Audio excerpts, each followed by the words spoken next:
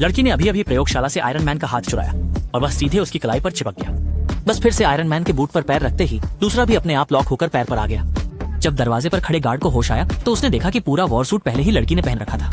ये विश्वविद्यालय की प्रयोगशाला में अनुसंधान की गई आयरन मैन विशेष युद्ध कवच है। आश्चर्य की बात है कि जब लड़की ने इसे पहना तो यह अत्यंत फिट हो गया। जैसे ही उसने एक आदेश दिया, युद्ध जूते से अत्यधिक गर्मी की ज्वाला निकली और इससे पहले कि सुरक्षा गार्ड उसे रोक पाते, ये सीधा कुछ 100 मीटर दूर उड़ गया और तुरंत ही धुआं भी दिखाई नहीं दिया। पहली बार उड़ने की कोशिश कर रही लड़की बहुत उत्साहित हो गई। उसने इनबिल्ट वॉइस असिस्टेंट को शुरू किया, लेकिन पाया कि यह चीज अभी तक पूरी तरह से विकसित नहीं की गई है, बल्कि ये एक शिक्षण संस्करण का प्रारंभिक एआई है।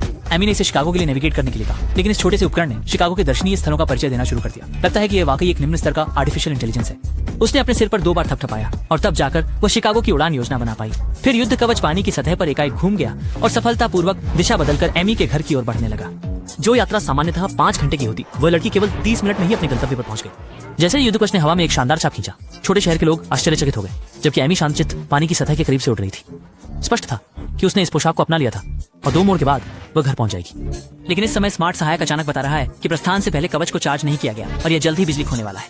एमी घबरा गई। उसने उड़ना तो सीख लिया है, लेकिन अभी तक उतरना नहीं सीखा है। जैसे ही युद्ध कवच के अंदर का दबाव असंतुलित हुआ, युद्ध कवच का मुखौटा तेजी से उड़ गया। एमी ने जल्दी से सहायक से मैनुअल ऑपरेशन मोड में स्विच करने के लिए कहा, लेकिन इस समय ऊर्जा गंभीर रूप से कम थी। स्विच होने से पहले ही उसका बायां भी वहीं अलग हो गया, जिससे वह पूरी तरह से संतुलन खो बैठी और सीधे सड़क पर नीचे गिर गई। गिरते ही युद्ध कवच ने जमीन पर स्टील हार्ट के 4 बड़े अक्षर बना दिए।